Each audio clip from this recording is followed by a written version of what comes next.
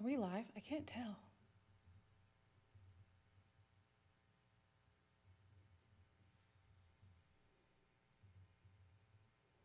Why is this always a struggle?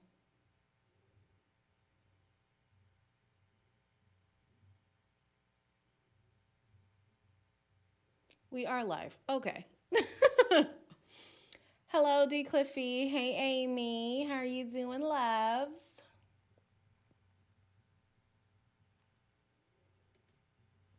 Okay. Yes, we are live. The after show was lit. I feel for Michael. Oh gosh, I'm gonna have to do a review for that tomorrow. But I'm glad I let the episode end because Olajuwon wants Katina to say no on decision day. That is interesting. Before we get into it, this is still Taste of Reality, so I want to welcome everybody back. We're reviewing Married at First Sight Season 14, Episode 15. As always, like, comment, share, and subscribe. We are going to start with Olajuwon.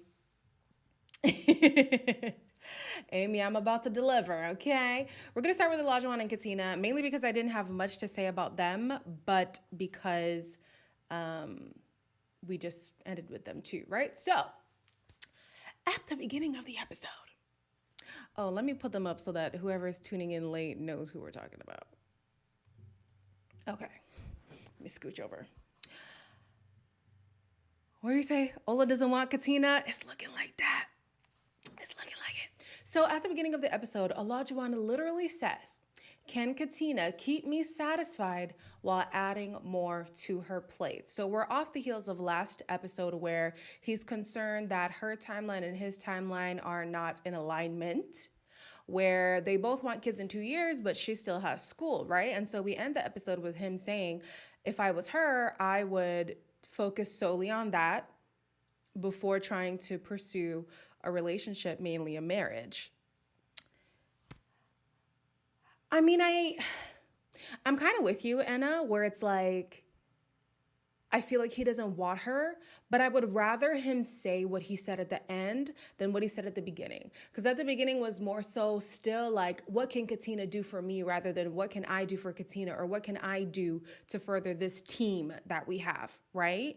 And him at the end was him finally, in my perception, taking into account Katina's life and Katina's what she needs to set in place in order to have a fulfilling marriage down the line, a fulfilling, home life. And I was like, you know what? And as much as I feel like he don't want the girl, at least he's finally thinking about her best interest. And it could be self-serving because maybe this is his way out, but at least Katina would get her way. Oh, and Demetrius is one and the same. Oh no, I've yet to watch the episode, but I need all the details. I always watch your reviews. Yeah, there won't be any clips, obviously, but we could talk about it. Ola and his fake tears can walk him and his hairline to the trash. Damn, Sanuela, tell us how you really feel. Yeah, to me, I feel like he's been very performative. And that's not to say that the tears aren't real. Like, he might actually be feeling that emotion, but it seems like he's doing what he thinks a husband should do. And obviously, throughout the season, he's been imposing on Katina what he feels like a wife should do. Just be you. Just be y'all. Let it be organic. Fall into whatever dynamic that y'all have for each other. Like, it doesn't have to be this cookie cutter situation that he's trying to make it. I feel so sorry for Katina. She always looks like she's been. She does. I think that the under eye bags is just how she is. But when you group her with Olajuwon, it looks like it's inflicted by him. Katina's separate existence just hit. Yes, Amy. Yes. Oh, was thinking about his life. Yeah, that's what I'm saying. Like, I feel like it is somewhat self-serving, but at least it caters to Katina's need, regardless of what his reasoning was. So, on to the home visit. Olajuwon grew up in the projects, which is why he emphasizes education and not having any debt. He also says his upbringing is why he's so harsh and brash when he speaks. Listen, Y'all know the saying, trauma's not your fault, but it is your responsibility. I understand you had a rough childhood. You always had to defend yourself, prove yourself, whatever. But to say, oh, I was raised in the projects, that's why I have a sharp tongue. I was raised in the projects, that's why I'm always on the defense. Well, babe, acknowledgement is the first step of many. Now you need to go and address that. Don't just be stuck at, oh yeah, that's why I am the way I am. Okay, so what are we gonna do about that? What's our plan of action going forward? You know what I mean? You know, Katina is stressed when she starts holding her weight. You ain't never lied. You ain't never lied. I think he has feelings for Katina. He is just not husband material yet. Still too archaic. And I don't even know what it's going to take for him to really understand. Like, I don't know if he needs people in veteran marriages because he doesn't have a marriage to look up to in his own life. Maybe if there are marriages that have been, 20, 30 years in the game to really put him on game, he will understand that there's more to a marriage than just the accolades that somebody brings or the domestic attributes that they have. Those are good if that's what you're looking for, but it's not the end all and be all of a healthy marriage. I can never be with a man like Olajuwon. I'm not going to be with a man who talks to me any kind of way. Well, the good thing is that in this section where he was talking with Dr. Pepper and Katina was there, he was saying he's starting to self-check. So I think they were having an argument or whatever, and he said, shut up, Katina, walked away, and then came back and was like, I'm sorry, I shouldn't be talking to you like that. It's progress. It's not anything that I would, give a round of applause for, but for Olajuwon, considering how we met him to how he is depicting himself, because we have yet to actually see it, I guess it's growth. I guess it's growth. Oh, man. So Katina takes Olajuwon to church, and she plans to raise her children in church as well. Olajuwon seems to be on board to give his kids something to believe in, but I'm like, it's great that you guys are on the same page as this, but girl, I would keep my womb on lock until further notice. I would. Does he speak to his boss that way? I don't think so. Yeah, I think it's just a lack of respect for who she is. Like, even if this wasn't your wife, think of her as your girlfriend. This is a new relationship. Would you be speaking this way to somebody who you're still very infatuated with? Assuming he's infatuated with her, maybe he isn't. You wouldn't. I know for me, when I'm talking to somebody new, it's all the, you know what I mean? You're still trying to be cute. You're still trying to be considerate, learning each other, feeling each other out and all that stuff. And I get it. It is an expedited situation. They live together. They are legally married. But there's a lack of respect. I agree with Queenie. Olajuwon needs a marriage mentor, not just a coach like he has now. Somebody like, see, I was with you until you said Pastor Cal. Only reason why I'm not with Pastor Cal is because I feel like he has been coddling Olajuwon. And you know what? Actually, no, I think I do side with you. I side with you because when Pastor Cal speaks, Olajuwon listens. That is the only person he has truly been able to take some sort of criticism from without any initial pushback. So you know what? You're probably right. I personally wouldn't suggest Pastor Cal, but when it comes to Olajuwon, that's who he listens to. That's who he's receptive to. So, okay. Yeah. Let's go with that. It was for TV. So what do you guys think? Do you think he is evolving? Do you think he's the same as when we met him? What do y'all think? Pastor Cal with a different, exactly. Yeah. Pastor Cal because of the way that Olajuwon respects him, but I would definitely want some different advice coming from him because lately I'm like, Pastor Cal, I don't know if I agree with that all the way. My personal thoughts on whether or not Olajuwon has evolved, I think that he has, But the problem is, just because you go from abysmal to not that bad does not make you good. So we went from, in the pits to, okay, this is normal. I can't fully praise that. Do you guys know what I mean? So I do think he has evolved. I just still think it's not good enough in terms of being a husband in this kind of environment. I think maybe I could see husband potential from a long-term relationship where you've taken the time to really learn this person. There's no pressure of, well, in a few weeks, we're going to have to say whether or not we're going to keep this thing legit because we are married. This is legal. I don't know. Katina has no personality. Speak up, girl. I mean, everybody keeps saying she speaks up behind the scenes, but I'm gonna need her to speak up in front of the camera. I know she's probably trying to protect Olajuwon's character, but babes, Ola needs some lessons in maturity. Unfortunately, only happens with time and experience in most cases. I would agree, Dawn. He was at a 2, now he's at a 4-ish. Olajuwon is evolving, but it will take years for him to be decent husband material. Yeah, I agree. Either years or like some true introspection and reflection. For him to be able to watch himself back, acknowledge that indeed I was in the wrong and I'm willing to do whatever it takes to change. And even that, like you're saying, it is going to take some time to make that a habit because you don't just choose to be a better person overnight. You need to build that, you need to flex that muscle within you until it becomes natural. So, yeah.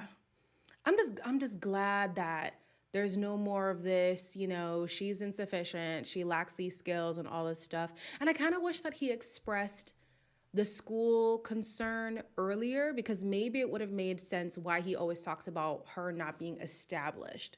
He really meant, she's just got a lot of steps to get to in terms of fully being immersed in her career. And I think that would have made his argument make more sense rather than picking on these things that, or never, well, you're right. Some people never change. An epiphany is required. An epiphany and also the desire to be a better person. How much time does he need? He's a grown man. You're right, Spicy Son, but a lot of people die without ever learning not a damn thing. He wouldn't get that mercy from me. I would love you from afar. But if Katina is really wanting to be in this marriage, she's going to have to allow him some time to grow on the hope that he plans on growing. Ola and Jasmina have their parents in a chokehold. Like in terms of the childhood trauma that they're coming in with? Yeah, definitely. Yes, hit that like button. I would appreciate that. Thank you very much, D'Souza. All right, so any last thoughts on them before I move on? Even if she ain't established yet, she's working on it. If he cannot wait, then he can bounce. This is true. He doesn't think anything is wrong. Well, I'm going to give him the benefit of the doubt in terms of waiting till the season is over. If we're still seeing the same kind of behavior come reunion time, then I would agree with you. Sometimes it takes a second to assess yourself.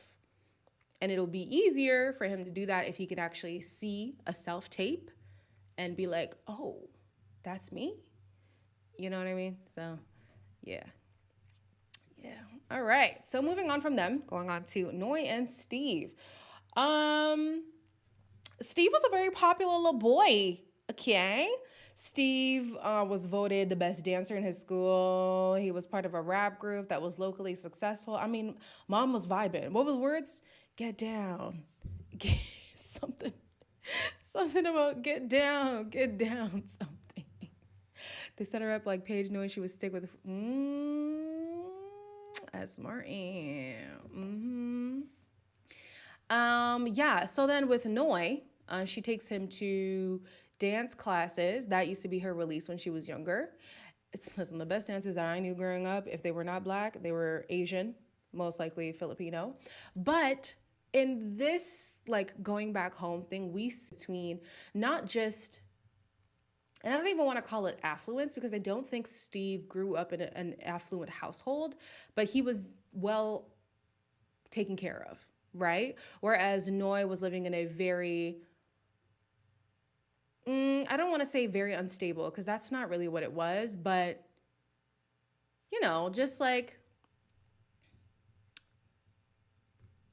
not well off. The dance was too much. That's how they connect, okay? That is their love language. That is their form of communication. Let them do what they want to do. But I feel like I low-key was like, ooh, this is a little bit cringe, but it's okay. It's okay. It's not my relationship, it's theirs. So let me not say anything. Yeah, so not only are they raised differently in terms of what their family was able to provide for them, Steve was clearly in a more nurturing household in terms of what are your emotions? Let's talk about things. Let's communicate. Like a family that was very cognizant of that. Whereas in Noi's household, it seemed more like she let herself be stifled because she assumed she was a burden in her parents' life because her parents were struggling to make ends meet. And so she's been carrying that her whole life. Oh, is that well off? Okay. Who's the one who lived there? Was that Noi or Steve? Steve came in with swag and confidence. Seems his parents poured abundance into him. Yeah, definitely, definitely. You can tell like this kid was affirmed all throughout life. Noi was living just enough for the city. What do you mean by that, DW? I'm still trying to figure out why Steve even wanted to be on this show. I think production must have seriously recruited him. He didn't need this show. I know his dating life was popping. Yeah, I feel like Steve could have been good. It seems like financially he's fine. I mean, he's attractive. He comes from a good home. Like, unless he's like socially awkward, maybe that's the disconnect. I don't know. I like Steve. He should just get rid of her. Oh no.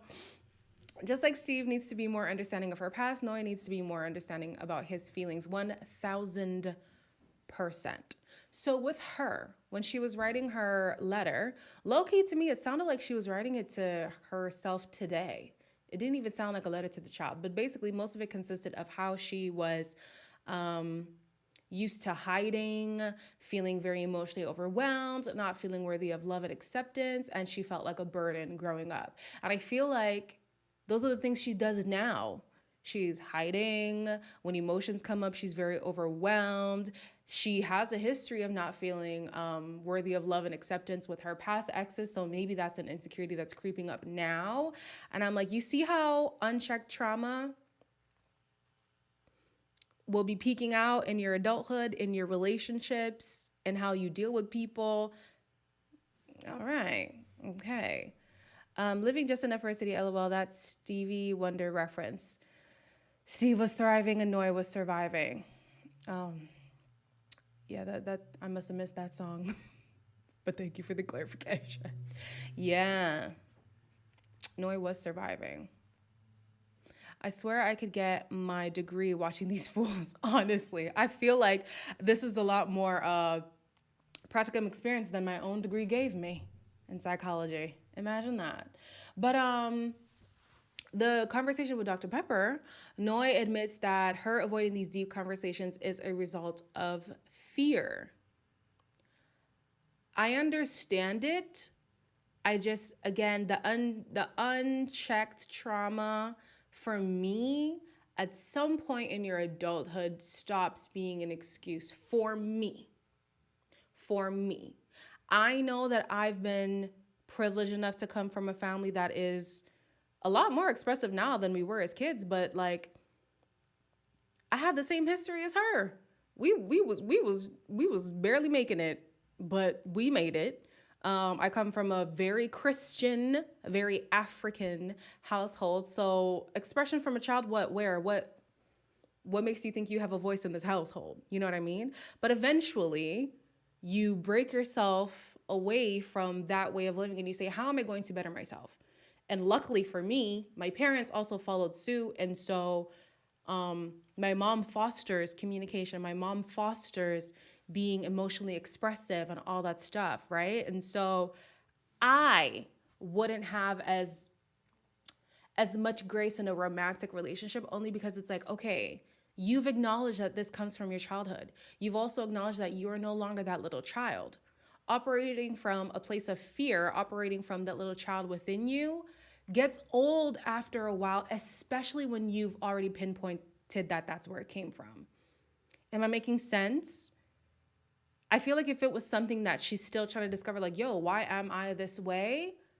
Then I would allow a little bit of leniency, like, okay, you know what, we're still unpacking some things. Let's go into some therapy, both individual and couples, and figure this out. But girl, you know where it stems from. What are we going to do about it going forward? How are we going to show up better?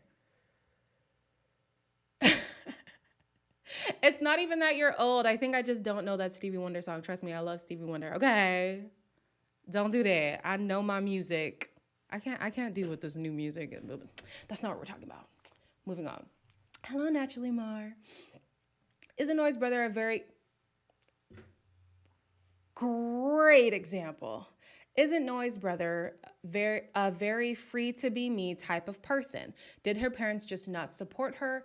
I'm confused. And that's why I'm saying it's up to you at some point in your adulthood to choose to break away from how you were raised and start walking in the reality of the kind of person that you want to be. I have a solution for Noi and Steve. They should buy a home in her name with a prenup. I'm assuming she's renting that studio. She needs the security, but this marriage needs them to live together. We're going to get to that.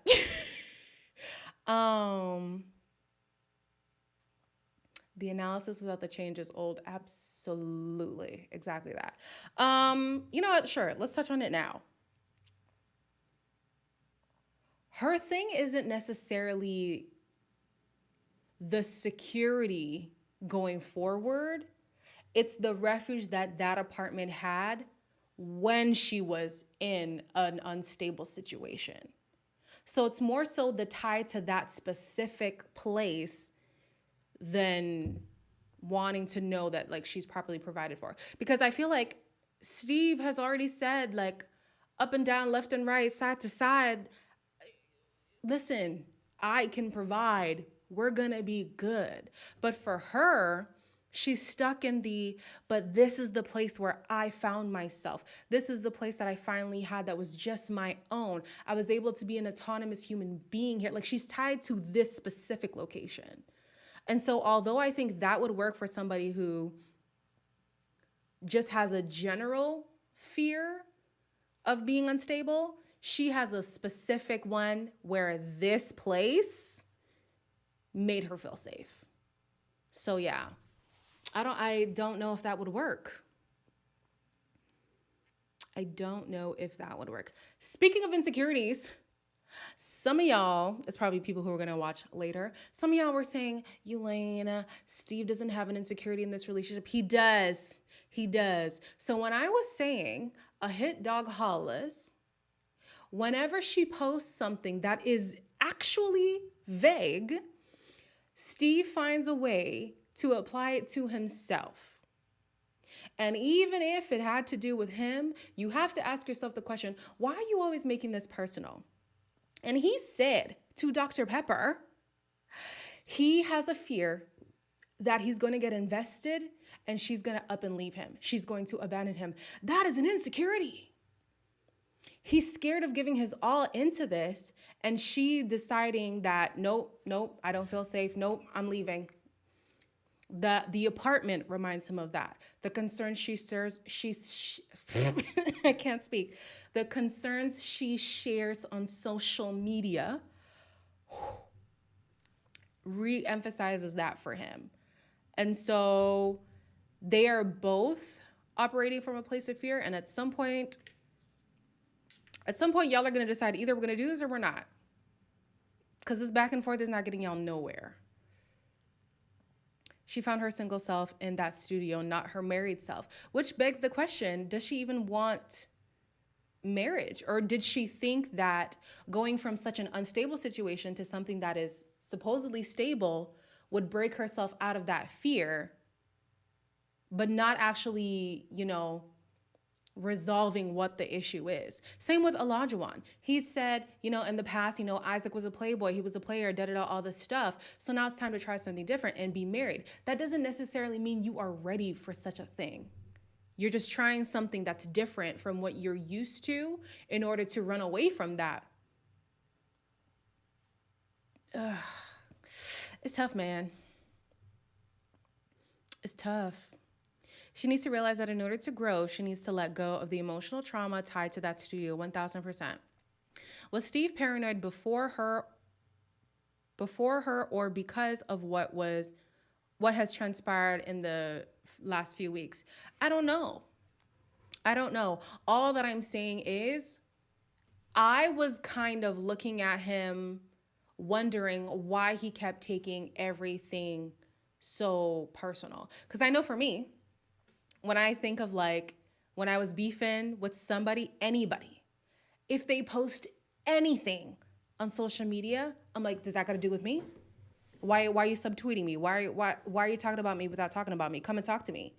You automatically feel on edge. So I don't know if that's because of her or if he felt this way beforehand, but I do know that fear has been festering and now finally he voiced it.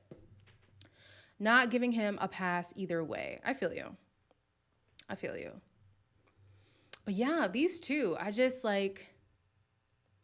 it's so interesting to me how they go from having all of these concerns and all this stuff and then simultaneously talking about wanting children so soon into the marriage and all that. And I'm like, y'all are both unhinged. I don't know what's going on here.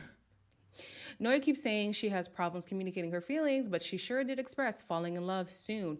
And that's why I think it was a desire to run away from instability. I don't think she was actually ready for marriage. I think she loves the idea of it. I think she loves the thought that, oh, if I'm married, if my husband works, there's security here. Not necessarily.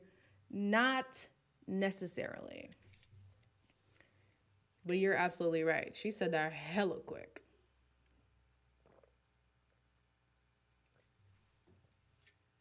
What else I got on them?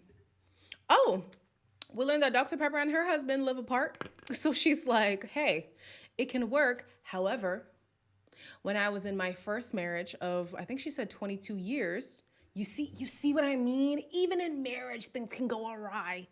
She was married for, actually, I don't know why it could have been, ooh. Okay, I take that back because I don't know what happened there. But anyways, people get fired daily. Absolutely. Worldwide pandemics. Hello.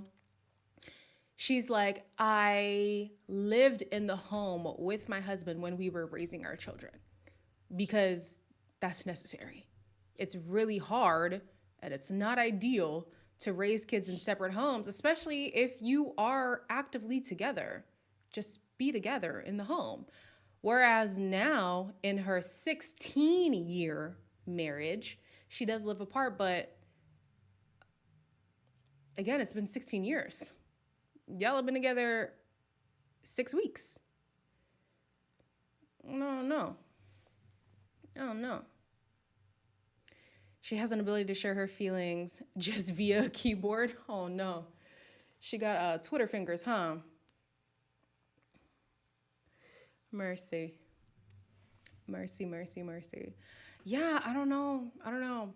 I also found it funny how she was like, since Steve grew up very comfortable, he might not understand that the way that I was raised forced me to grow up very quickly. And I was like, grow up where? This is you grown? Okay.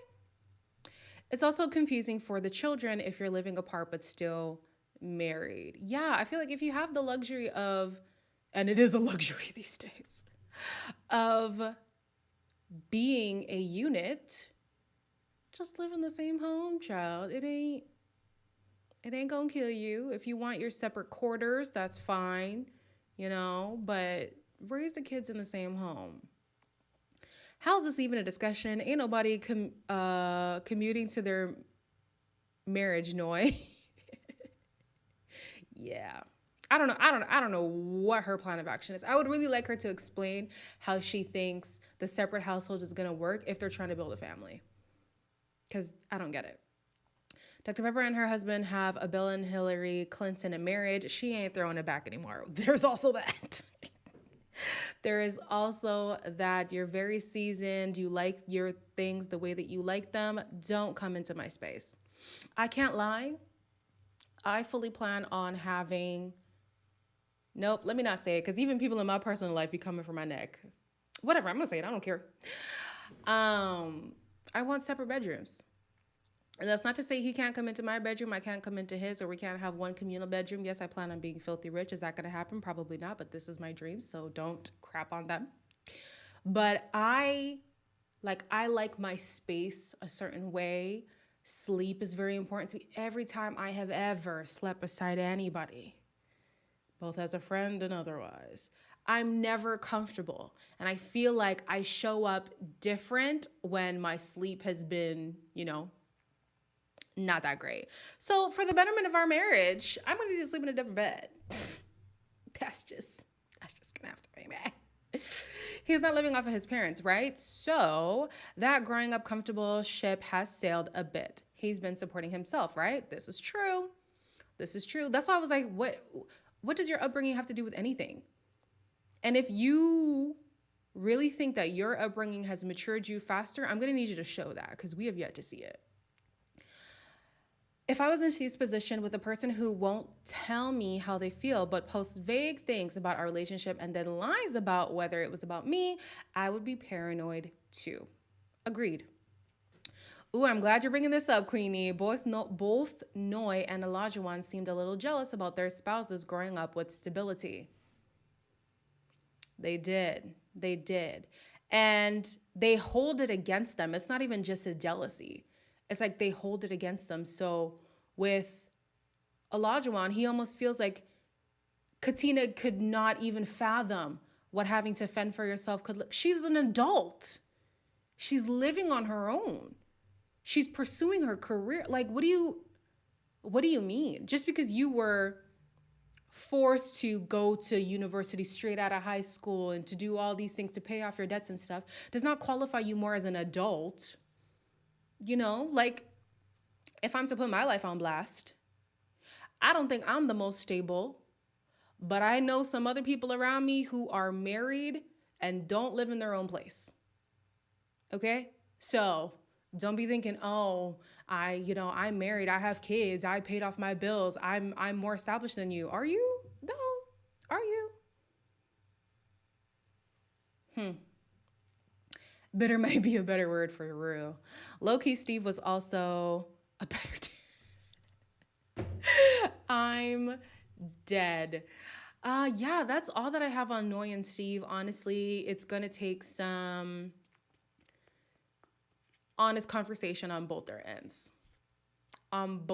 She's going to need to stop presenting as her 5-year-old self in this 30-year-old body.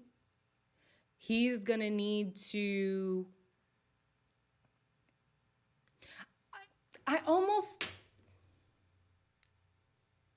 Okay, I'm going to say this, but I feel like I'm going to regret it after I say it. I feel like he just needs to give her an ultimatum, which I guess is what decision day is. Decision day is an ultimatum. Like, girl, do you want to be in this or not? Because if you don't, I'm a dit. Simple as. But if you do, we're going to do this. Oh, Katina was living with her mom. Well, never mind. My point still stands, just I guess not with Katina. She doesn't want to be married. She thought she did.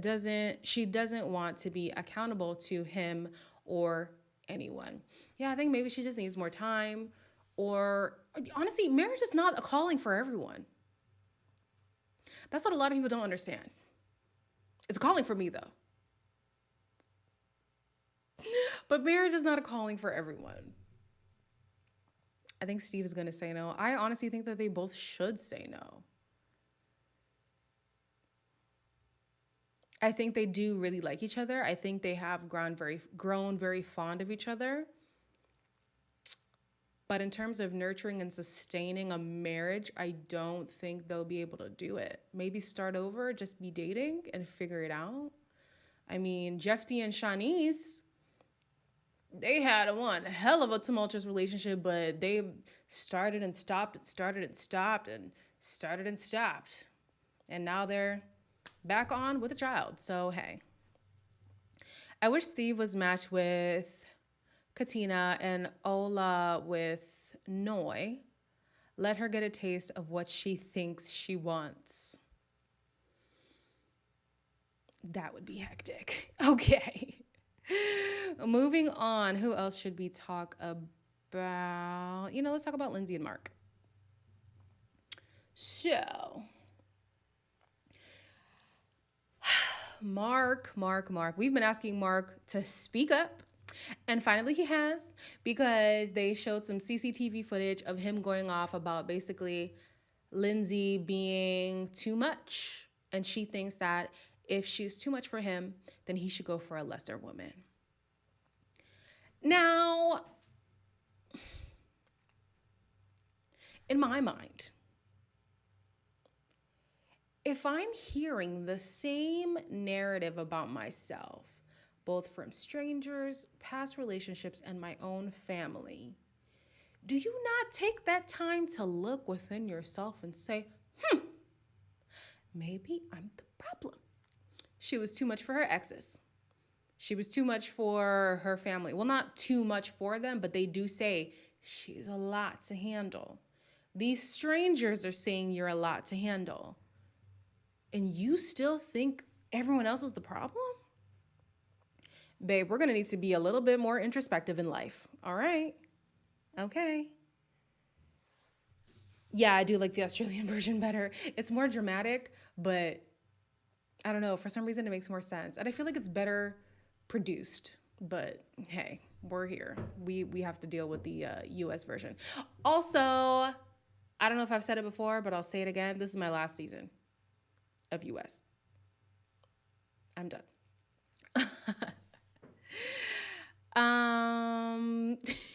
Amy's in agreement. Lindsay doesn't need to be with anyone but a trained mental health professional. And honestly, I do think that I know I said psych eval and it could have sounded like shade, but I mean it. I think something is not quite clicking for her. And I don't know if it's like get admitted into an institution kind of thing. I don't know if it's you need a medication. I don't know if it's just simply just going to regular therapy, maybe behavioral therapy. I don't know. But some kind of professional intervention needs to happen. Like at some point. I can sometimes get where Lindsay is coming from, but her delivery is horrible every single time. You know what? I used to be able to get her in the beginning, but as the season goes on, she's very selfish and self-serving.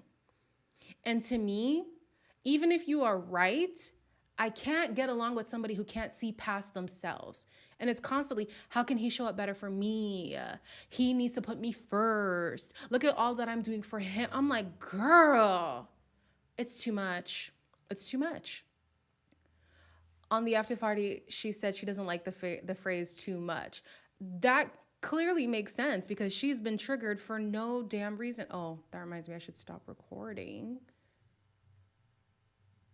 the after party so that I can review it tomorrow because it is over. She needs intensive group therapy. Unstable, consistently needs therapy. She needs something, bruh. This episode had me emotional for Mark. I'm like, wow, how much more will this man have to bear? Life has been doing a number on it. It has. It has. It really has. So when they met up with Dr. Pepper, it's clear that Mark is battling with demons of Lindsay's that he doesn't even know are there. So they talked about the word hyper. And apparently it's a trigger for her. And Dr. Pepper a little bit pissed me off, just a little bit. Just a little bit. If she has watched the footage, I needed her to handle this whole situation differently because she was looking at Mark saying, well, that word is not a compliment. Oh, you want to get into what is not a compliment? Small balls. Go deal with your mama. Your life is a mess. You're living with roaches. Your sex sucks. I'm the reason why you're healthy. He's a chicken finger guy. Let's talk about what words are not compliments, Dr. Pepper. We're going to be in a kerfuffle over the word hyper? Please. I was so annoyed. I was so annoyed. My mother called me too much too. Listen, I'd be too much for a lot of people too, but I acknowledge that about myself. And I'm okay with it. It seems like she's not okay with it. That's the problem. She's very insecure about it. So when it's brought up to her, she's taken back to her childhood self who was too much for her mom. You know what I mean? Mark has his own stuff, but that poor man looked like a deer in headlights the whole dang time. Like, nah, I'm sorry, Dr. Pepper, we're not going to keep asking Mark to show up better for Lindsay when Lindsay doesn't do. Lindsay's showing up for Mark as being his savior. Problem is, she uses that as ammunition. I would rather her show up for him in that way and not say a damn thing about it. Like in the end, his cat had to be put down because it was very sick. She was very supportive. I would love to savor that moment. But for some reason, I feel like it's going to come back up as her doing him a service. And that's what annoys me. That's what, yes, the receipts. I'm so tired of them making it seem like he's not being bullied in this marriage. He's being bullied. I love when my African friends do the teeth sucking thing. Listen, when we are at a loss of words, that's all we can do. Us Africans and the Jamaicans, we love that. It's just, I was so annoyed. Steve and Katina. Wait, no. Wait, no. I don't even know if they would be attracted to each other. That would be interesting. MAFS seems to like to see people suffer in these relationships. I'm telling you. Mark is being bullied. I'm so sorry. Mark is being bullied. So, Lindsay complains about not having enough affection from Mark, but listen, if I was dealing with Lindsay, I would have to decompress too. She wants someone who leans into her ways, which I feel like Mark has, but yeah, if every single person has this consensus about her, it's getting too much for me. So she wants somebody who like tastes the food that she's into, which he has been doing. The sound bath thing was more of a her thing than a him thing, but he did that to cater to her. She loves the nature. He picks dates that are, very catered to. Like, this man has been doing nothing but leaning in to who she is. And she doesn't see it. Honey, this is not a build a husband workshop. If you wanted that, you should have picked your own partner, but you didn't. So you're going to have to find a way to compromise and make this marriage work, because I doubt there's going to be plenty of people lining up to put up with your BS. You're lucky Mark is even still here and giving you hope on top of that. It was so annoying when Lindsay was like, here I go again, getting in the driver's seat to talk about helping Mark after his cat died. She's like, okay, I guess I'll be in the driver's seat. Here I am. Girl, if you don't want to do it, don't do it. Just don't do it. I'd rather you not do it than constantly reminding me of how good of a person you are being to me, and that I should now be indebted to you for your kindness. No. She never asks herself if she has unrealistic expectations. She doesn't. Lindsay doesn't come off as caring while she constantly lists off all the ways she has helped him. And that's not true care. That's not true compassion. True love, care, and compassion doesn't take a tally. And she does that every single time. Yes, yes, yes, Amy. Definitely takes the martyr role for sure. The only thing keeping Mark there is the $50,000 penalty for divorcing for decision. I'm here so I don't get fined. Okay. Lindsay talking about she got to drive the bus. Girl, goodbye. Please stop. He never asked anything of you. You volunteered. He sure as hell does not have 50K. You know who does? Probably Steve. Mark? I don't think so. I don't think so. So when they were showing the childhood homes or whatever, Lindsay literally took him to the woods. She is a wild child by definition. I was like, yo, pops, you and your pops are good. You couldn't, okay, I'm not judging. But when they went to, what's this guy's name? Mark's house, he was talking about how his mom used to really berate his father through the window, basically saying, listen, nobody wants to talk to you. Stop reaching out to these people. They don't care for you and all this stuff. And I think, well, not I think, I know, because Pastor Cal did get this out of him. He has this fear that he's become his father. He's become a doormat to a wife who's very critical, a wife who believes it's her way or the highway, and he's just supposed to sit back and take it. That's what his father did, and he didn't like that growing up, but he's doing the exact same thing. Mark needs a spine though. I agree, MJ, he really does. And that's why I was glad to see him kind of give it to her in the beginning of the episode, but he concedes every time. Every time he comes back with his tail between his legs, okay, I'm going to be better for you. I'm going to need you now to demand that your needs be met in this marriage as well, because this is embarrassing. This is so embarrassing.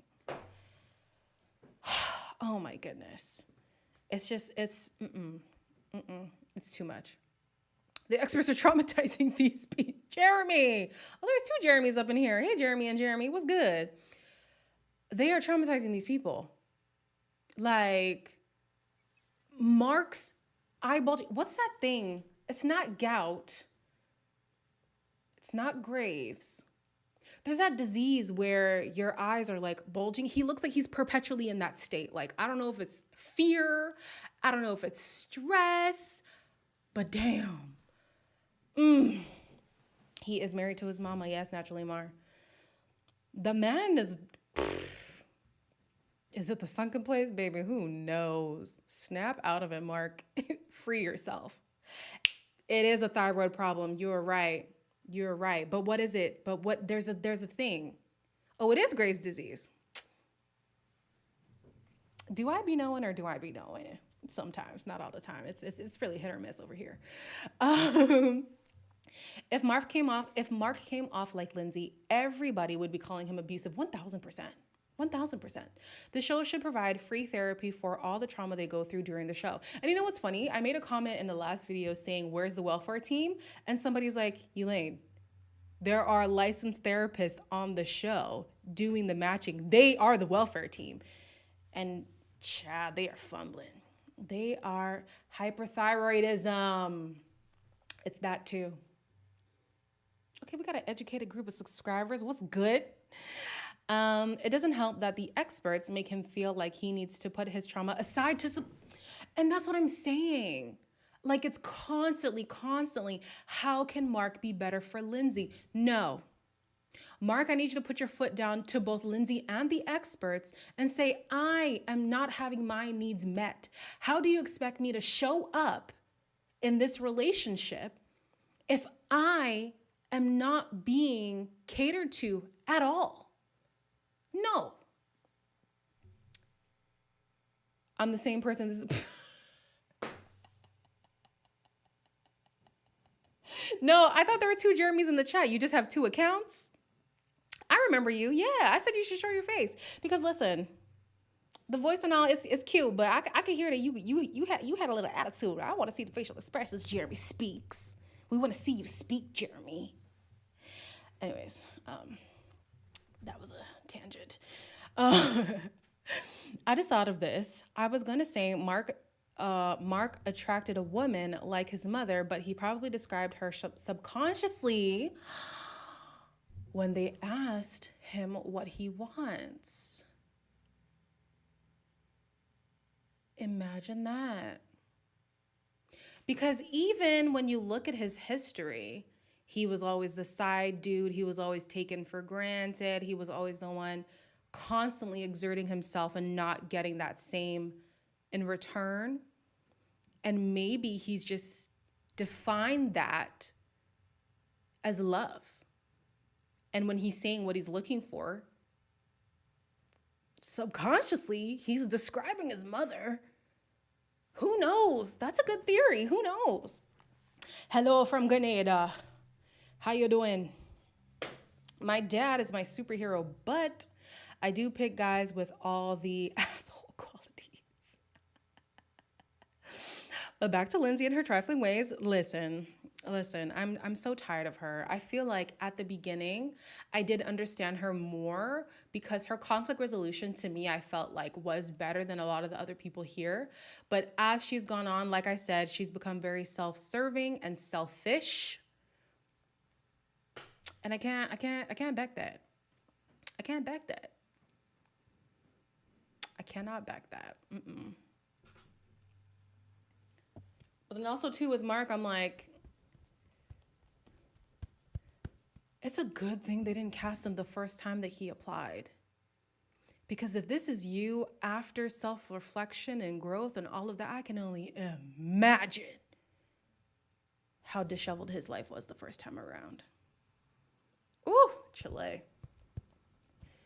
What else do I have about them?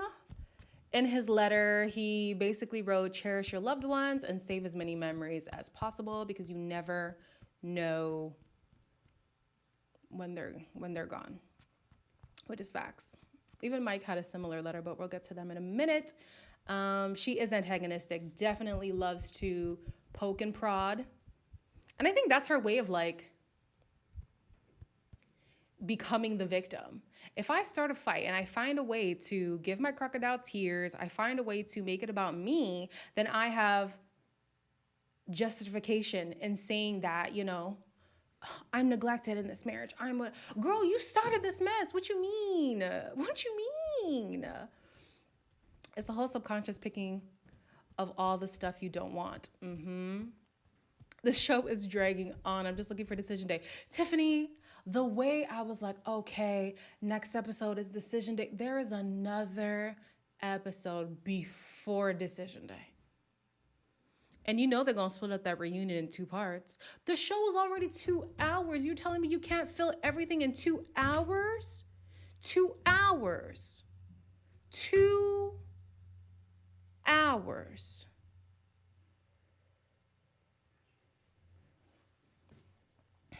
Relax, sis. Take a breath. Drink some water. Because you acting up right now on this live and you're embarrassing yourself. Don't be showing your ass on this here internet.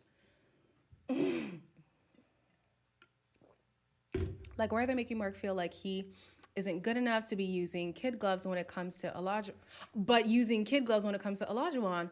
Ola is the one who needs to be not degraded, Ja, but I know what you're saying. Yeah. I think it's the whole, because Olajuwon has the ADHD diagnosis, people are not sure what to attribute to him being him and what to attribute to the ADHD. That's my feeling. But with Mark, Lindsay just plays the victim so well that you want Mark to like step up, do better, all this stuff. And it's like, don't you see who the real villain in the story is? It's not Mark. It's not. And that's not to say that Mark is perfect, but he's definitely the lesser of the 2 evils. Let's be honest. You didn't miss it. We're still live, Fedora. We are still live. You didn't miss it. They've had way too many filler episodes, 1000%. We did not need, no, did we not waste enough of them on Alyssa and her delusions? And they already knew she wasn't going to stay. So why were they like exerting so much energy trying to share this story with us? We don't care.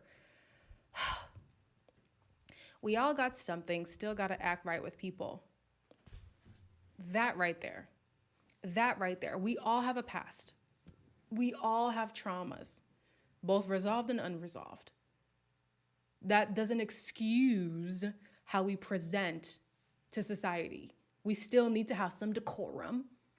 We still need to have some morals. We still need to have respect. We still need to be caring. Come on, babes.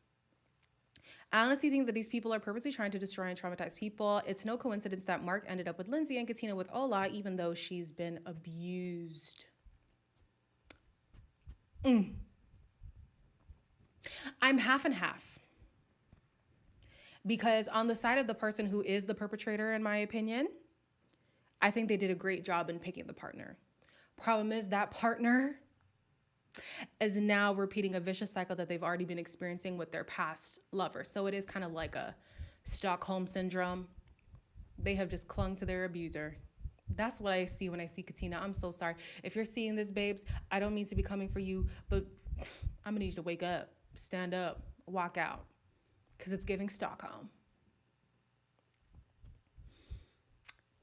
Was the episode hectic? Not necessarily.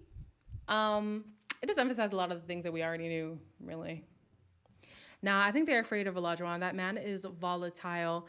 I really don't think that they're afraid of him. I think, okay, so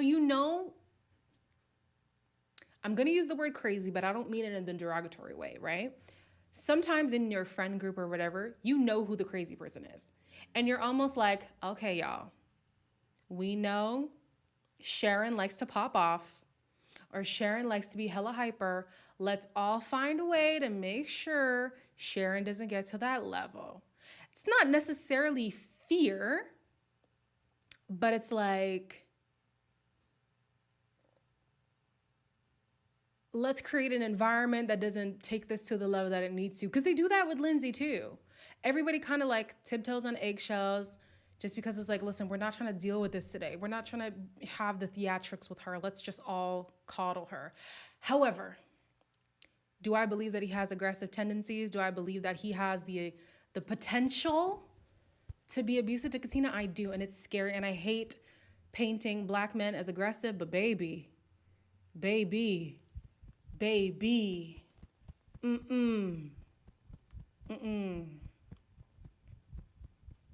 So yeah, I'm on the fence.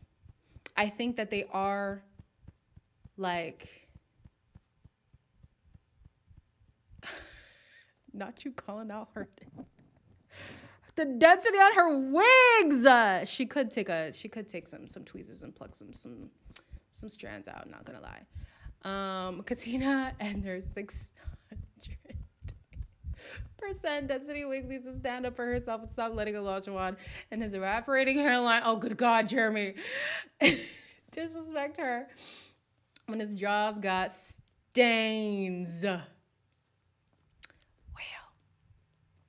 Olajuwon and Lindsay have gotten away with too much bull. They have. 1000% they have. Yeah. But I think,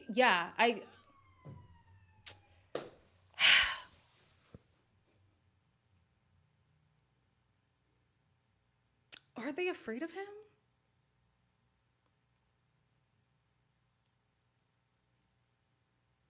I can see it. I just don't think that that's what it is, but you could be right. You could be right.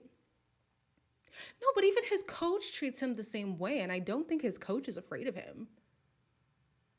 I don't know.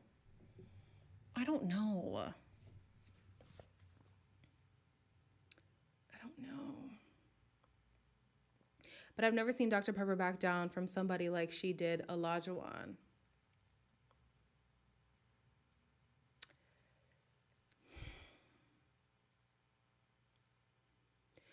But also, not Draw's gate, good God. But also, as a therapist, it's your duty to make sure that your client doesn't get to a place that makes them feel cornered. So, and as much as we want them to rip into these people and really serve it to them, they have the duty to do no harm, basically. And so to keep poking him, knowing that he's agitated, knowing that he's kind of lashing out, that's not what you do. That coach isn't afraid, but I don't know if he's seen this behavior with him and a woman. They could, since it was a waste of energy.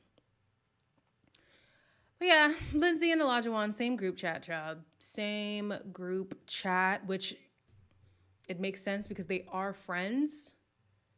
And I'm like, so how are you guys able to pinpoint each other's pitfalls and you can't see them within yourself?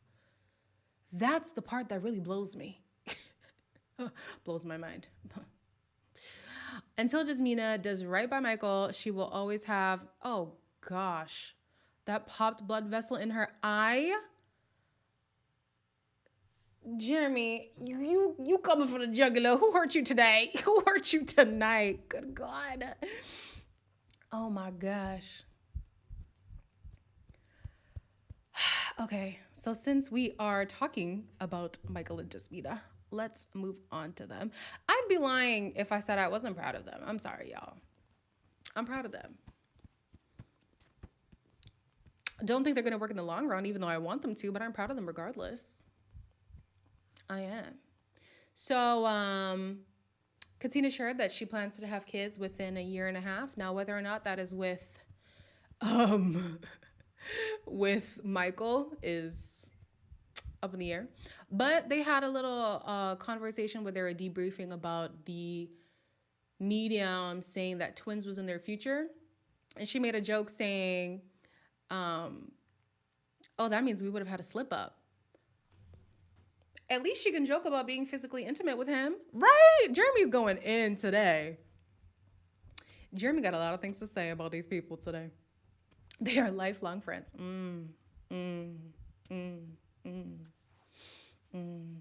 do you do right by a person who doesn't give you butterflies and you want a show that pays you to film episodes? I don't know.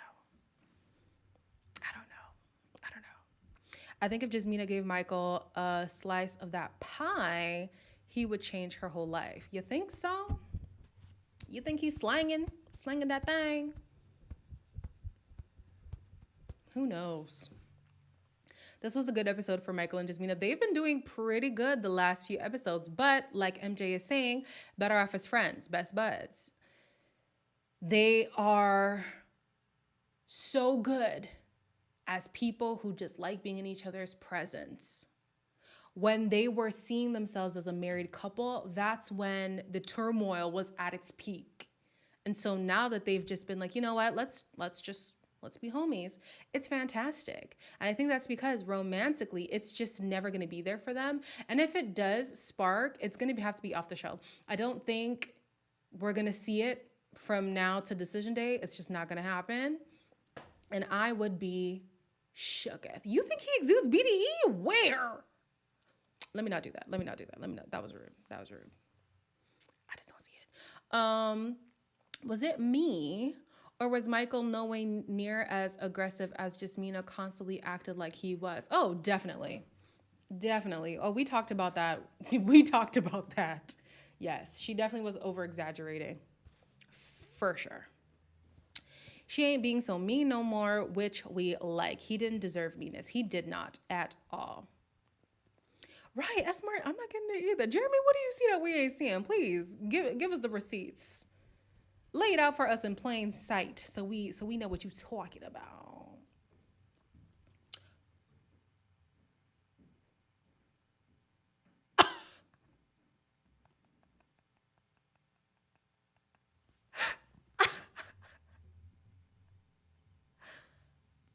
Jeremy, I am done with you. I am finished. I am done. Oh my gosh.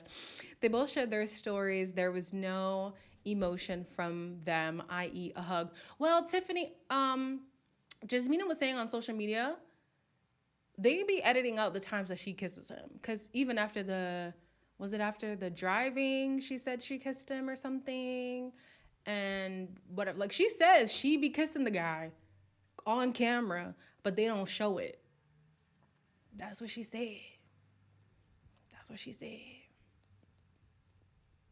That's what she said. Okay. What do I have about them? For Jasmina, she was thanking her teacher, Mrs. Pataski, for showing her the love that she was missing in her home. And I love that she has made good on her promise that child, the HDE sent me. I love that she's made good on her promise that she will open up once he opens up to her. I think it was an unfair ask just because you should be a safe space for each other. It's not just, oh, I'm only going to do something if he does something for me. However, she's made good on that promise. She has been opening up. She has been getting very vulnerable. We've seen a shift both in the after party and in the season, you know? So yeah, I don't know. It's interesting. And you got to think too, with her life, the people who were supposed to be her forever people walked away. Her biological mom, her biological father. She's been raised by two people who have nothing to do with her. And I'm sure that permeates into your adulthood. It's nice though that she is warming up and allowing Michael in. But sometimes, so I was watching The Bald and the Beautiful today, and I know that they're like an episode behind. But Angel was saying she thinks that Jasmina is just scared that Michael is gonna leave, right? I kind of can see it. I feel like she might not want to give in case it doesn't work out. Because we kind of saw that from Karen too. And even after Miles was like, this girl be the most affectionate one. This girl's always on me. I can't get her off me kind of thing. But during the show, she looked very cold and very distant and not wanting to have anything to do with Miles, right? But it might have been a fear thing. And if they solidify themselves as a couple and they're like, we're really doing this, maybe she'll give in to Michael. Maybe. Heavy on the maybe. Definitely abandonment issues for sure.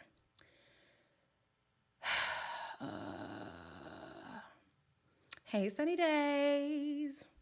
I really like Michael, and I think he is a genuine guy.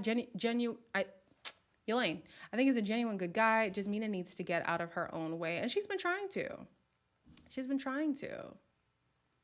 People say that Michael needs a personality. I think it's enough for her, though. I think they're both kind of bland and it works. I don't think Jasmina has much of a personality either. Yeah, I don't know. Michael is quiet. He doesn't do too much.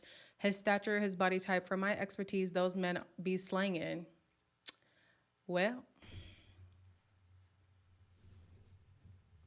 speaking from experience, you're not like, what else do I have on this list? So Mike shows Jasmina the last home that he lived in with his mom, and he thought it would be more emotional than it was. And that's a sign of healing. That's a sign of growth.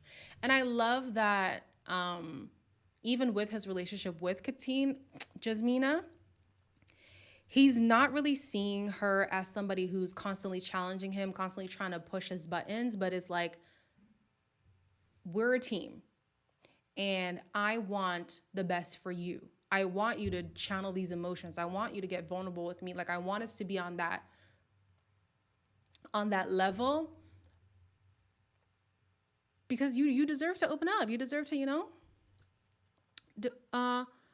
come on, Queenie. Do you feel like Michael would inspire passion in you? Me specifically?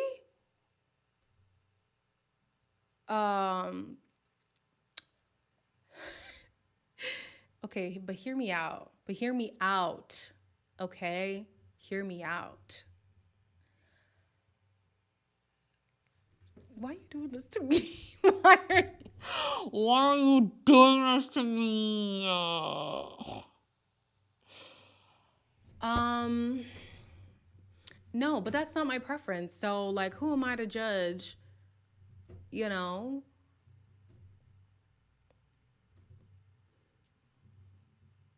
Yeah, I'm gonna leave it there.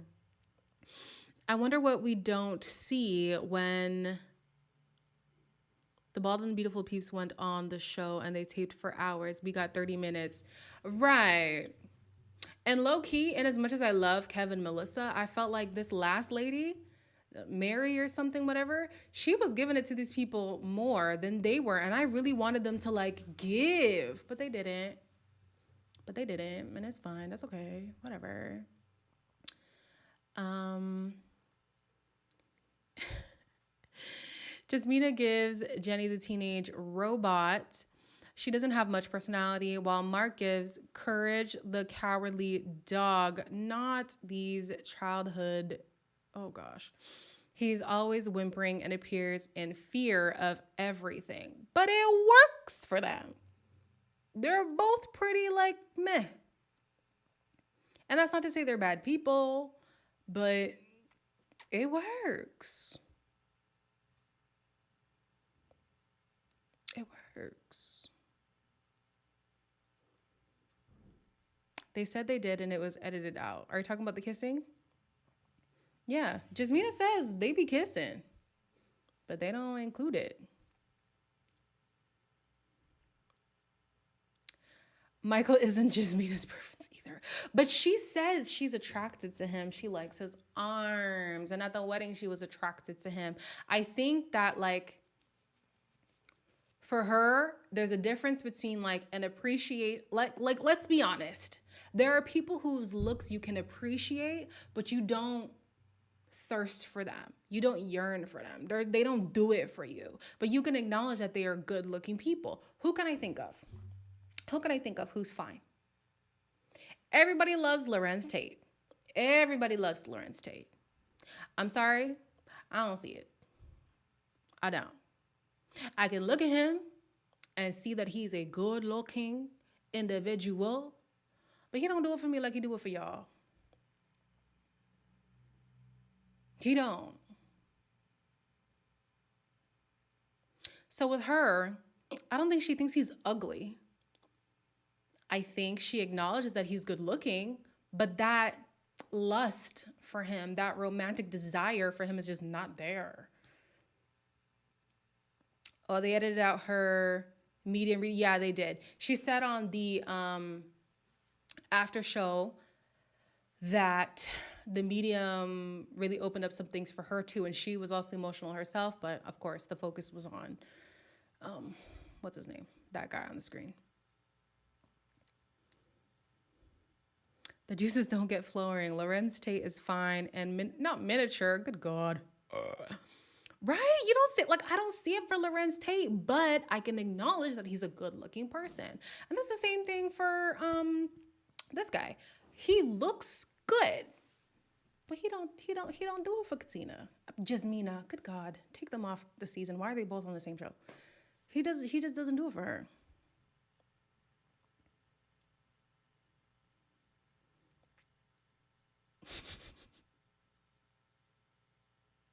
How did that go, MJ?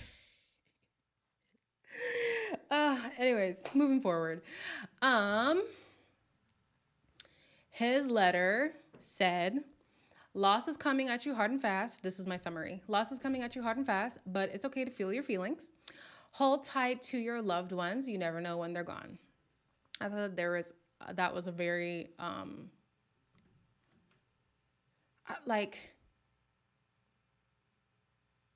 it was a very healthy letter he wrote. And I feel like there has been a shift. Like, he talked about his traumas beforehand, but like now when he talks about it, it does seem like he's truly like healing and growing and evolving through this process, which is great to see. It's unfortunate that this is probably going to be some personal development for the two of them rather than relationship development, but at least they got something out of it. At least they've both become more vulnerable. At least they've both become more open. Maybe they don't have a future, but hey, hey, hey. Jeremy?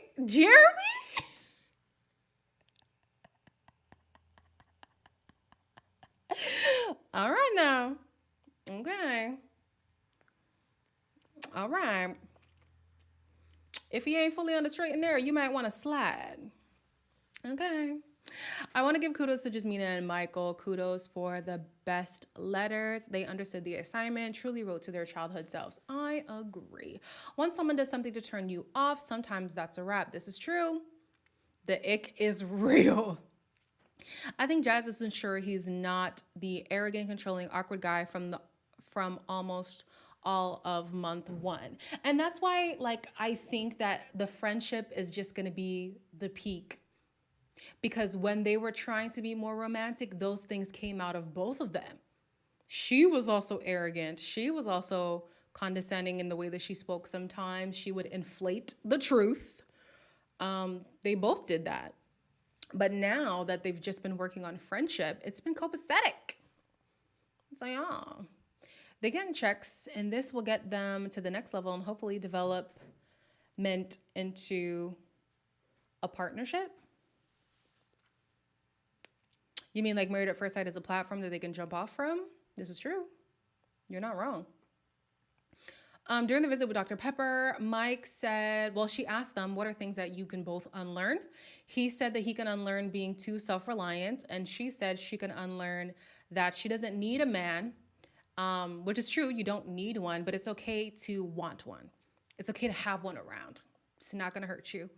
Dr. Pepper asked about their physical connection. Jasmina said the urge to be affectionate still isn't there, like we're talking about.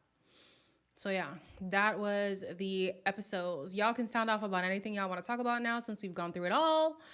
But yeah, let's go. I think it's going to say yes on decision day and she's going to say no. I could see that happening.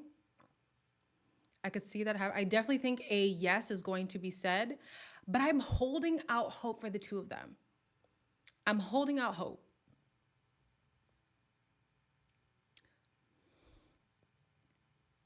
We've seen turnarounds happen, y'all. I'm holding out hope.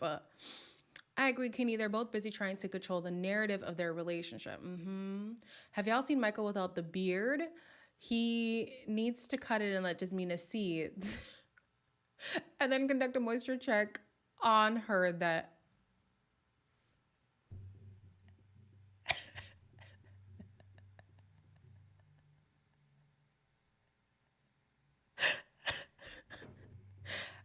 I don't even know what to say to you. I mean, personally, I'm a beard girl, so the cutting of the beard ain't gonna do it for me. But maybe that's the solution. Maybe she needs to see him bare face. Maybe that'll do it, you know? Silky smooth. Who knows? I can't with you, Jeremy. Oh my gosh. So predict if you were to pick one. I don't want to see you guys say nobody's gonna make it. Indulge me. If you were to pick a relationship to make it, let me take these two off the screen. Who would y'all be rooting for? If you were to pick one, so you have to just pick one.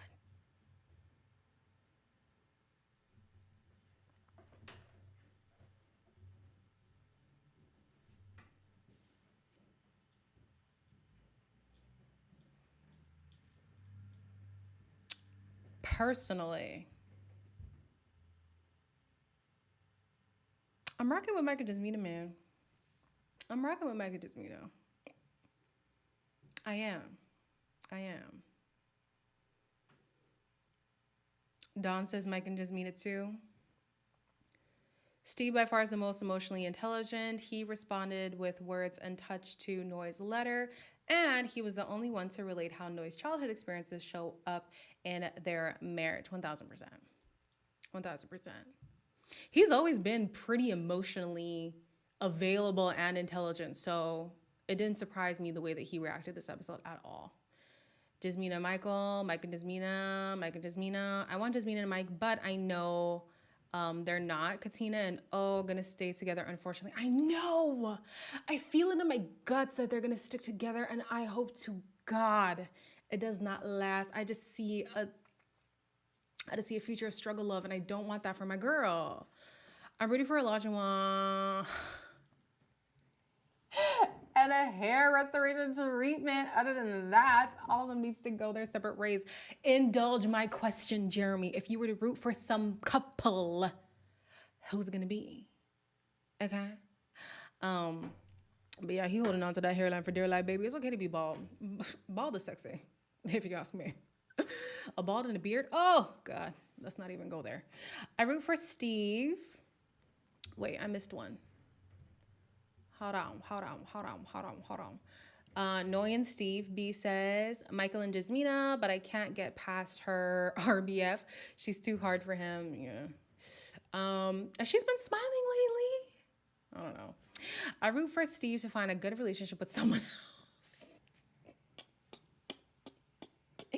Steve's a good guy, but him and Noi aren't gonna work. Noi and Steve, because they're going to do it for the culture. They will not be the first Asian couple not to stay together. Plus, they both appreciate arranged marriages. They will not want to be the first Asian couple. They won't be. Bao and Johnny, they were the first. Maybe folks will say no, like Love is Blind. We'll see. Mike and Jazz won't last in the long term. I don't think none of them will last in the long term. I do think we're going to get some yeses, let's stay together. But if people are doing the same things that they've been doing throughout the season, I don't see longevity. But like I said, we've seen some turnarounds happen, i.e. Karen and Miles. Stranger things have happened, y'all. Stranger things have happened. Even Jamie Otis, she cried when she saw that man walk up to her at the altar. She cried. That's how unattractive she saw him. She done let him shoot up the club twice. Okay. Stranger things have happened. Okay, John. Bald and beard every time.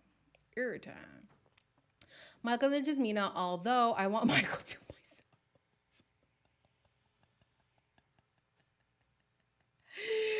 I hate to see him stay with Noi. It might happen. Them DMs are already full. What did Jasmine say? I missed it.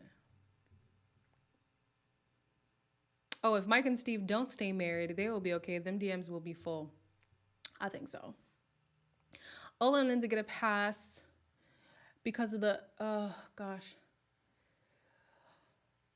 My eyes is burning. Ola and Lindsay get a pass because of the power of Lindsay's white woman tears, and black women are seemingly the least protected. So they ain't worried about Katina's safety.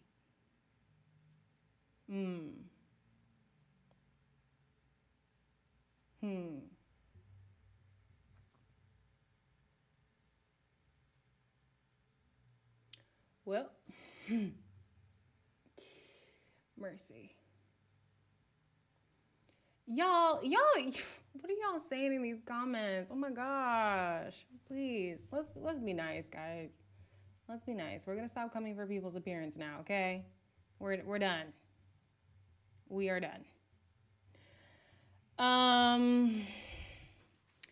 Yeah, what else? Predictions. It seems like Steve is gonna buy Noi an upgraded wedding ring as an attempt to get her to stay.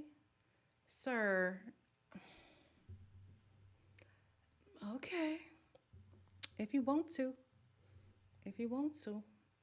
I hope if Katina stays, she holds off longer than 2 years to have kids. That's if they even last that long. You know what I think? I'm with you. I think she's going to have her revelation even within those 2 years. I feel it. And if that revelation is to stay, then cool. If it's to leave, then cool. But I think in that 2 years, you're really gonna see how he is like after this thing. And you gotta imagine too, like a lot of relationships don't get the luxury of being in each other's space from day one forever, you know? So they have a greater insight than a lot of people do. So I feel like if there's truly enough red flags for her to say this isn't working for me, I think she's gonna find out even before those 2 years. I feel like it. I don't know. I be holding out hope for these people, and maybe sometimes we don't even deserve it. Olajuwon has similar temperament to Branson from DC. Oh, I might have missed that season. There was one season that I skipped. It's probably that one because that name doesn't ring a bell. I'm shocked at the number of Black women who think Katina and O will stay. You're shocked? Child, in our community, struggle love is the only love for a lot of people. That doesn't shock me not one bit. Not one bit. Steve deserves a good nomadic spouse to travel the world with. He's still gonna need that money. So is he gonna become a YouTuber? He needs to bring in some money, honey. Steve deserves a spouse who chooses joy. Noi seems depressed. Really? I don't see depression from her. I just see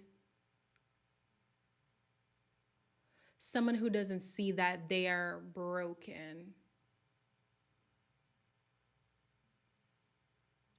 You could also say that that's somebody who's depressed. You could say that's somebody who's depressed. Yeah, well. Yeah, I don't know. But you're right, he does seem like a more happy-go-lucky person than she does. But hey. And she did say, this is Noi, she did say on one of the after parties that the way that they talk, like, what did she say? Like when they were talking about the household things, I think she said like, shut the F up or whatever. She was like, that's how they banter. So like maybe for us, it looks like, ooh, this is hostile, but for them it works. Who knows? Steve wants to be an influencer. He has a website where he posts photography and hot tub reviews. See, there you go. He'll be right on here with us on the YouTubes talking about this is my van. Come and tour the world with me. Listen, go ahead, boo-boo. I would just like for him to admit it. I would like for him to admit that he wants a platform and he don't want to clock in no more. He wants to get these brand deals and sponsorships. Baby, that's okay. That's fine. That ain't no problem. That ain't no problem. There was a comment that just disappeared. Oh, it was retracted. Steve wants, oh, I just read that. Hot tub review. Yeah, I'm going to have to look into that. I never saw that. I never knew. Yeah. If I am making my predictions, I think Lindsay and Mark, if anybody's going to say no, it should be Mark. I feel like they're going to say yes on decision day. I think they're going to come back not together. Even though somebody already sent me the spoiler, I don't even know why I'm speculating, but these are my speculations. With Ola and Katina, I think that they're going to say yes on decision day. I think they're going to come back at the reunion still together. And I think we're going to hear about it in the blogs later that they've gone their separate ways. With Noi and Steve, I feel like they could both say yes, maybe. We'll see how this whole ring thing goes. I don't know what Steve is trying to do. And with them, I also think that they're going to come back to the reunion still together. And I think they're going to push through for a little bit. I think they are. And then last is Michael and Jasmina. It's genuinely a toss-up on decision day. But I think it's going to be a no. Yeah, in our culture, if your man isn't making you cry 5 times a week and cheating on you when you take him back, it's not Black American love. I blame Love and Hip Hop. Listen. And that's why, like, when people are saying, like, oh, you know, Ola and Katina, they're going to make it, oh, goals, da, da, da, it does not surprise me one bit. For some reason in the Black community, there's been this glorification of struggle love. And, like, you know, if he don't treat you this way, he don't mean it. Girl, then don't mean it. Be fake to me. Be fake to me. I don't need you to mean it. Never that. Never that. It sucks that a lot of people don't have a great vision of love to look up to. And the cycle continues. There's a whole generation of people of all colors that think like the Love and Hip Hop love is real love. Shake my head. This is true. This is true. This is true. Listen, I thank God for the parents that I have, because I thank God, and then I'm also a little bit bitter. I thank God because I have a great vision of what I want my marriage to look like, what I think love should look like. However, they set me up. Because the people of today move like Lindsay and Olajuwon. They're so verbally abrasive. They have so much trauma that they carry into their adulthood. They feel like there are all of these external things, and those are the reasons why their life isn't, you know, panning out. This is more so Lindsay, panning out the way that it should be. And it's like, no, but you are the problem. It's you. It's you.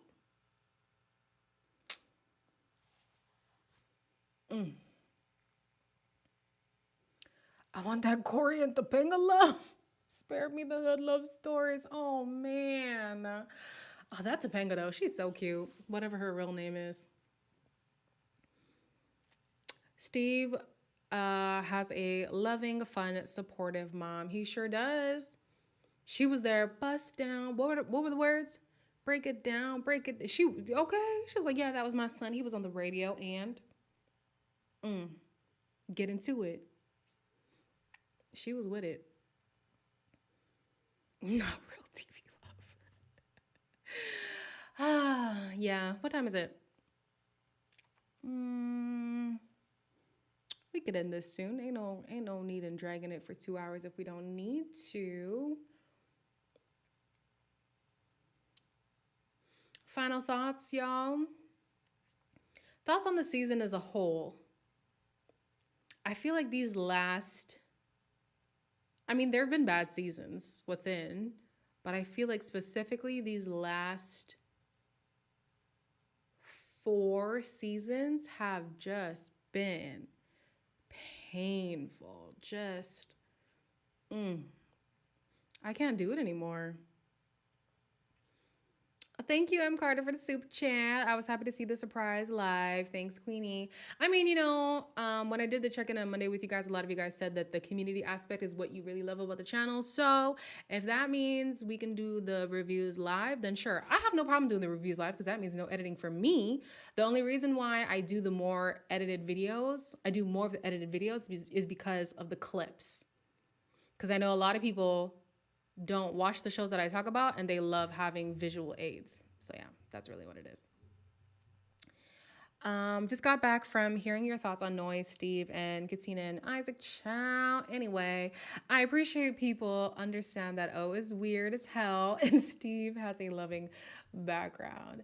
Steve gives me fluid OnlyFans content creator. LOL. He had to pause on his collabs. That's why he won't say where he gets his money from. Could you imagine? That would be interesting. Queenie, so glad I found your channel and have thoroughly enjoyed your commentary. Thank you, Dawn. I mean, we're glad to have you. Glad to have you. Could it be decision day already? It feels like they are beating a dead horse. Yeah. I mean, it's coming 2 weeks. So that means we have a whole month left of the show because there's next week's episode, Decision Day, Reunion Part 1, and then Part 2. Good God. Thank you, Yoshi. The love is reciprocated. Thank you. I think they need a break for a good year. Yeah, let us miss the show because they are cranking them out too quick. I heard the next season, they've already filmed decision day for the next season. For the next season. You had fun, Jeremy, with your slick mouth. See, here's the thing. There are things that I want to say, but I feel like I cannot say it on this channel because, I'm trying to, you know. But if you ever wanted to do a segment where we talk mess, baby, hit me up. Queenie Unfiltered on the Jeremy Speaks channel.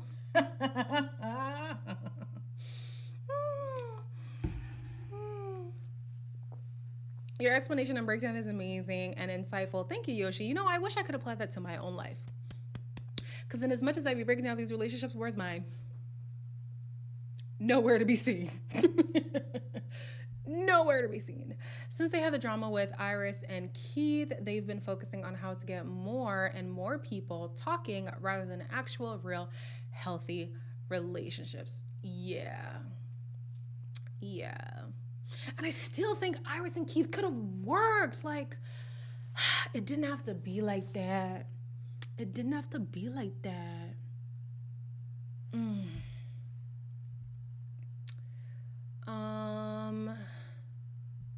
Too many don't seem to understand emotional abuse and the seriousness of it. After the season, can we just start getting double MAFS Australia? They be giving it to us so hard and fast, though. Like, it's what, 4 episodes a week? It's a lot. It's a lot, babe. Oh, what's my email? Good question. It should be on my About page. If it's not, I'll hit you up. I don't know if I want to put my email in the chat like that. If they're coming to Nashville, I'm just hoping they do deep dives into everyone because Nashville now isn't the Nashville I grew up in, and I'm going to leave it at that. Well, all right. I don't know what you mean by that, but okay. We gonna have to wait and see, I guess. We're gonna have to wait and see. Do you have Instagram, Jeremy? Maybe that's where we could talk on the Instas.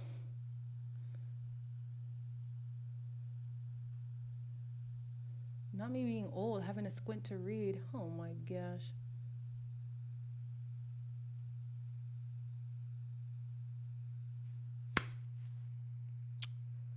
Repetition, hopeless entertainment at the expense of marriage, worse each season.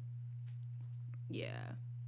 I think like the success stories have truly just been a miracle because like as of late, it seems like how can we push the drama rather than how can we make these things fruitful? How can we pick some real relationships? I don't know how to say it. I was going to say quality people, but I don't want to insinuate that these people aren't quality. Yo, low-key, after that one expert fell for a contestant, child, I feel like things started to go downhill from there.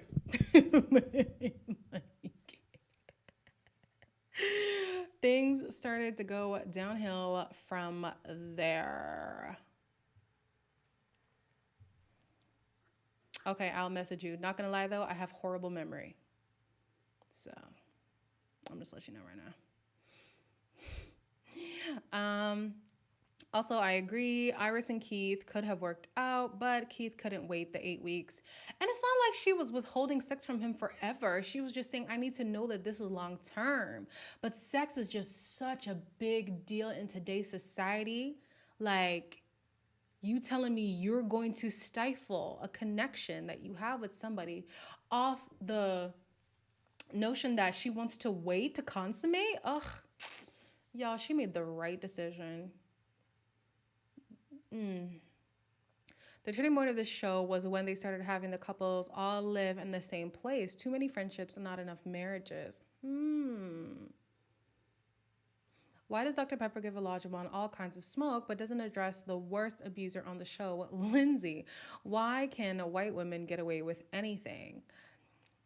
I don't even think it's a white woman getting away with it situation. I mean, it could be a factor because if we are being honest, Karen's Karen for a reason. They know they can get away with it. So if the people in the comments get mad, I'm sorry, but Karen's Karen for a reason. I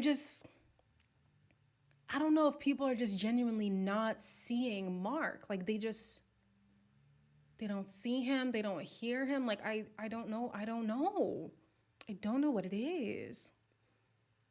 I feel like I came into Married at First Sight hoping for wholesome, hopeful content. Meanwhile, it's turned into a drama-filled trash. Definitely. And I started watching Married at First Sight when it first started. See, this is, you know what's funny? When people are like, oh, like I feel like you're such an old soul or whatever. I've always been like infatuated with love and relationships, all that stuff. I had no business watching Married at First Sight season 1 as season 1 was airing. But I felt like those were like, wow, like this is such an interesting take on marriage and relationships. And it's focusing more on compatibility rather than the superficial stuff when we get into relationships. Yeah, that went down the drain very quickly. Very quickly. And also, too, they switched networks, right? They weren't always on Lifetime. Maybe when they switched to Lifetime, Lifetime called for more drama. Who knows? I didn't even watch tonight's episode, but let me guess. Lindsay said something crazy. Oh, thinking he's a prize. Katina could never reach. Noi still posting, and Jasmina still not liking Mike. Are you sure you didn't watch the episode? The smoke for O is deserved even more than he's getting. But I agree that Lindsay should be getting a hell of a lot more backlash than she does, 1000%. Irish was too closed off. She wasn't going to be ready to be intimate for a long time. I could see that as well. For a lot of people who grew up in the purity culture, it becomes your identity. Who was it ever my identity for the longest time? Yeah, I could definitely see that. I think some of the couples have been through enough relationship challenges / issues and overcome them to be married. Throw the whole thing away. Everyone should say no and work on themselves. I agree. However, based off the interviews she's done, they were actually doing everything but not P and V. I cannot stand you. Hi, James. Sorry you're late. I mean, you've got 10 minutes with us. Wow, you killed me with the PIV. Good God. Yeah, it does seem like, I don't know. I feel like I would be closed off to somebody who puts sex on such a high pedestal that the fact that I'm not having it in 2 months is enough for you not to want to give it a proper try. So I can see that maybe she was closed off, but I felt like her being closed off was a reaction to him reducing the relationship to physical intimacy. That's my opinion. Could be wrong. We're not them. But yeah. I could be wrong. Who knows?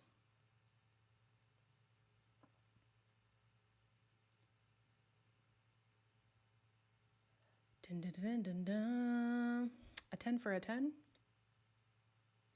Is that another reference that I'm supposed to get that I missed? Oh, I am failing today on the references, y'all. Please, please, be kind to me.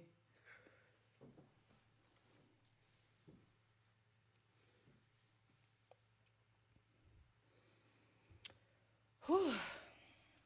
I was supposed to end this early, and we are going to do the 2 hours anyways.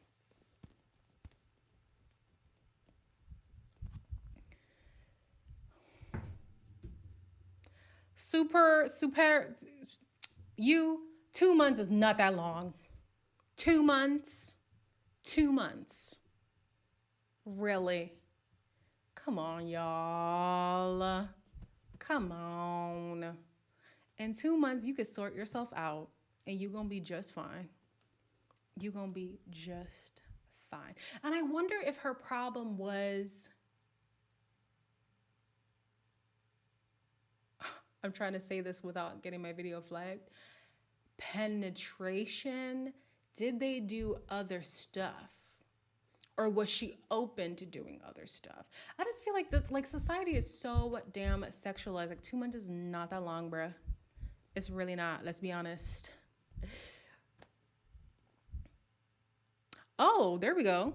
Iris said on her IG that she and Keith did everything but penetration, so they were sexual. And someone did say they did everything but P and VG. Sunny Days did say that. Yeah, then he dragging it, bruh. Then he dragging it. He dragging it. Thank you, M. Carter. Let them know.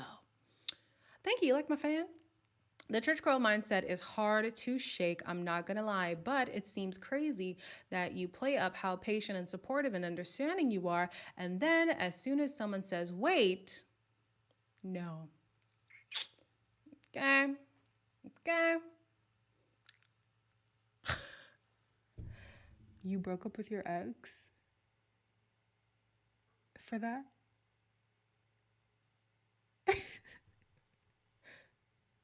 Is this Keith? Is Keith in the chat right now? Like, yo, I am dead. I am dead. Y'all, it's never that serious. Oof. Yo, and sickness and health is gonna kill some of y'all when you can't have sex for like a year. That's gonna have y'all in a doozy.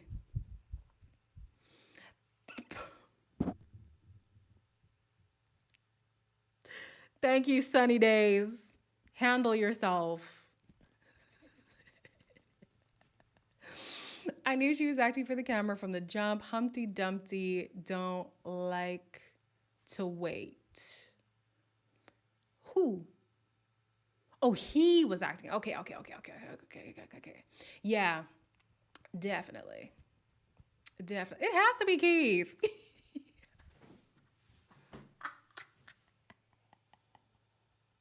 I ever super.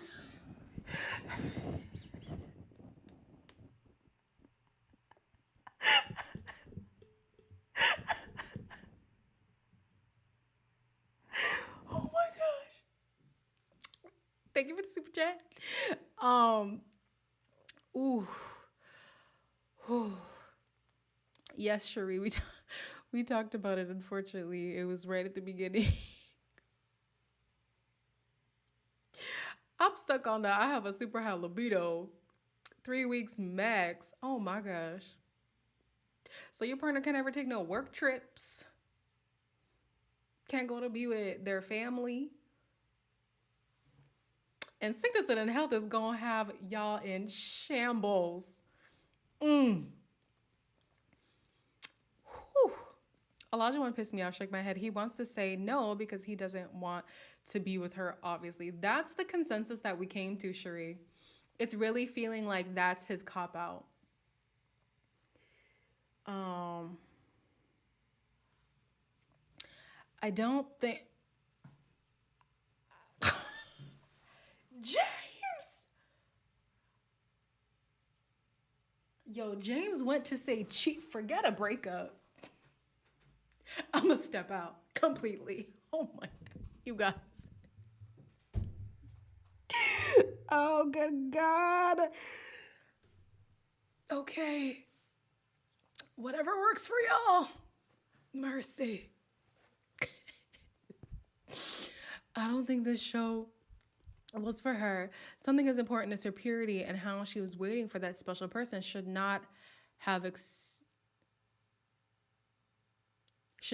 been exposed on this kind of show. You know what? I agree. If purity was that important in terms of keeping it for that special someone, you should have a hand in picking that person. Babes, it's a television show. Like, come on. Come on. Y'all are killing me. Yo, James said, who are you? I do not know you. I'm finding me another to slide. James is for the streets. Okay, Chindy, for the streets. Whew. I feel like our society has moved into a place where sex is expected immediately, and expected often, even in non-committed relationships. It's kind of crazy to me. I'm not going to air my business, but all I'm going to say is yes. Without getting into it. City boy. James is our resident city boy. I don't know what you are, super rich, but y'all are in the same group chat. Same group chat. Like Luda said in the Usher song, without...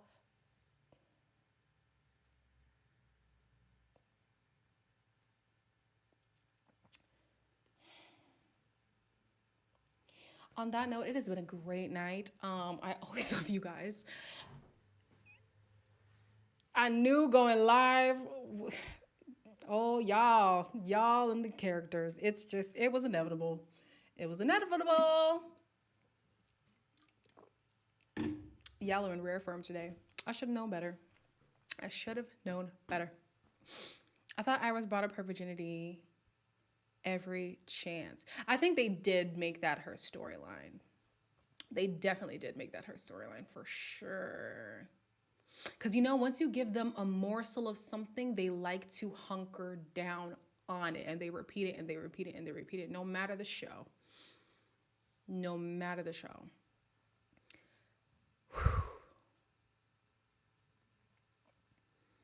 Dr. Pepper is a modern woman, I see. Right? Living in different apartments. I said, okay. Y'all live in separate homes. Good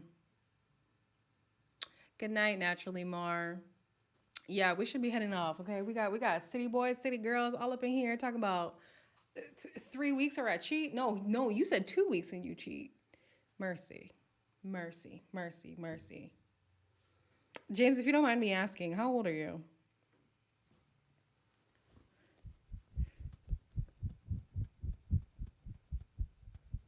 I feel like people say the older they get, the less patient they are.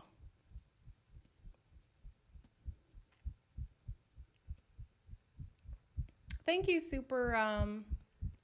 I don't know how to say this name. Superridge, Superridge. But thank you. 35? You know what? That would explain why I'm going through what I'm going through. Huh.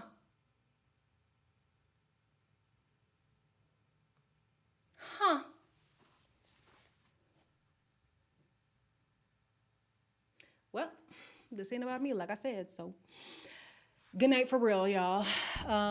Next week, I'll just be going live for the rest of the season since this is going to be the last time we're doing US version. So expect a live next Thursday for the people who were late. I'll be going live 10:05-ish p.m. Eastern Standard Time.